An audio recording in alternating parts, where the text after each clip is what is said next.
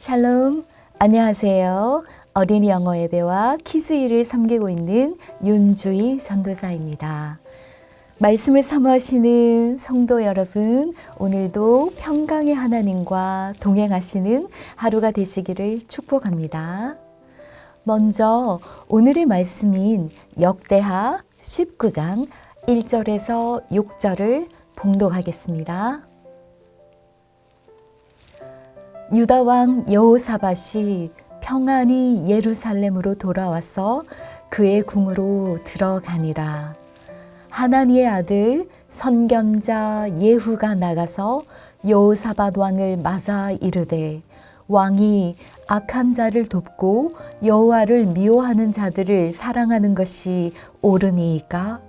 그러므로 여호와께로부터 진노하심이 왕에게 임하리이다. 그러나 왕에게 선한 일도 있으니 이는 왕이 아세라 목상들을 이 땅에서 없애고 마음을 기울여 하나님을 찾음이니이다 하였더라. 여호사밧이 예루살렘에 살더니 다시 나가서 브엘세바에서부터 에브라임 산지까지 민간에 두루 다니며 그들의 조상들의 하나님 여호와께로 돌아오게 하고, 또 유다 온 나라에 견고한 성읍에 재판관을 세우되 성읍마다 있게 하고, 재판관들에게 이르되 너희가 재판하는 것이 사람을 위하여 할 것인지 여호와를 위하여 할 것인지를 잘 살피라.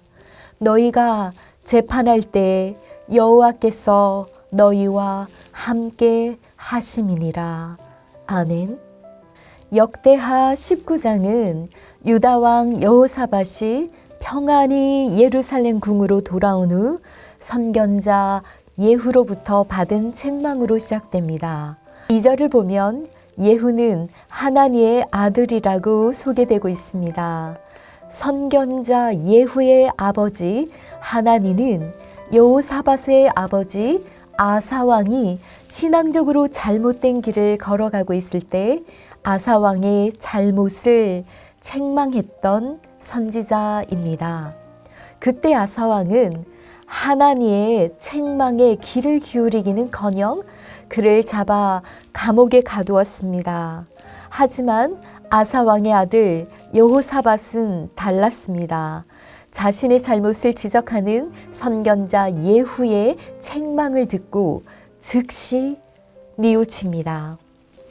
이것이 아버지 아사왕과 아들 여호사밧 왕의 신앙 인격의 차이며 하나님께서 여호사밧을 선한 왕으로 여기시는 이유이기도 합니다.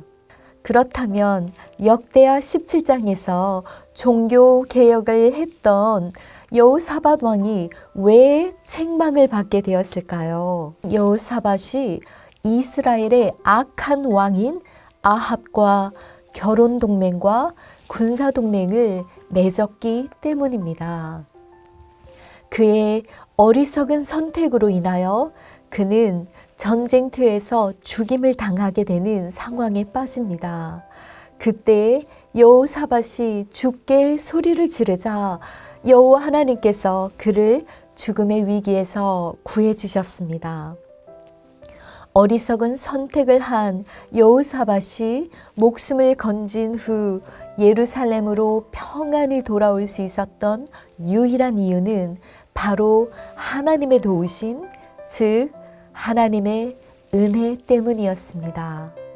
이렇게 죽을 뻔하다가 살아서 평안히 예루살렘 궁으로 돌아오게 된 여호사밧은 한 차원 더 깊은 신앙의 단계로 성숙하게 됩니다.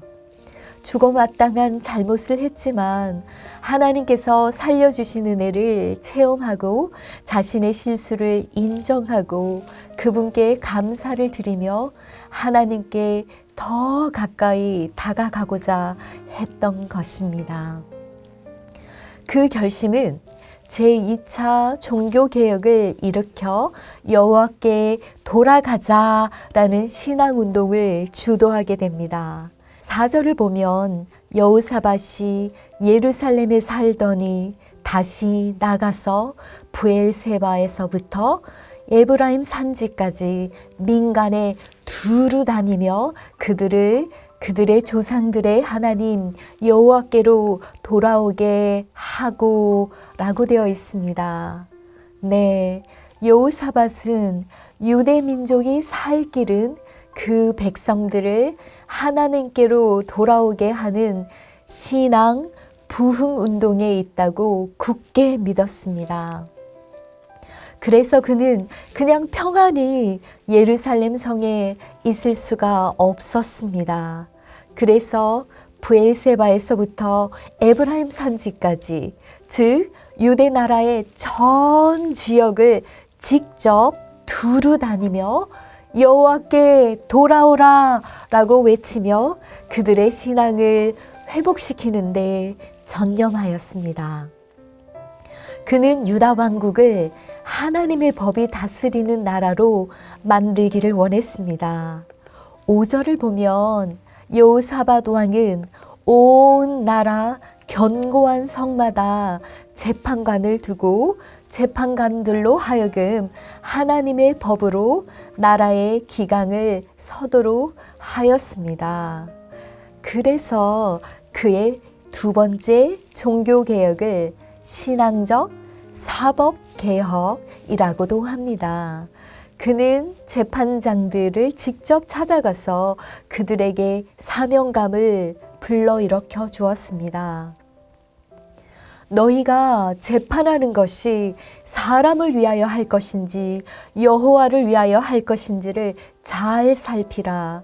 너희가 재판할 때 여호와께서 너희와 함께 하심이니라. 그런즉 너희는 여호와를 두려워하는 마음으로 삼가 행하라 라고 권면하였던 것입니다. 네, 재판관은 하나님을 두려워하는 마음으로 하나님을 대신하는 공정함과 청렴 결백한 재판에 힘쓰도록 하라고 격려하였습니다. 이렇게 여호사밧은 백성들을 주께 돌아오게 하게끔 하는 종교개혁을 진행함으로써 하나님께서 자신을 구원해 준 것에 대한 감사를 행동으로 보여주었던 것입니다. 성도 여러분, 이제 역대하 19장의 말씀을 묵상하며 정리하는 시간을 가져보겠습니다. 첫 번째, 하나님이 예후 선지자를 통해 여호사밧의 죄를 보여주었을 때 자신의 아버지인 아사와는 달리 여호사밧은 겸손하게 자신의 죄를 인정하고 회개를 하고 죄에서 돌이켰습니다. 하나님은 죄를 보여주었을 때 회개하는 자를 기뻐하십니다.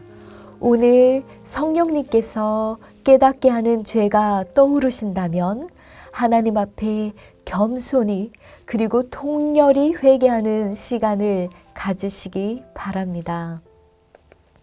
두 번째, 예후 선지자의 지적은 왕이 악한 자를 돕고 여호와를 미워하는 자들을 사랑하는 것이 옳으니까 였습니다.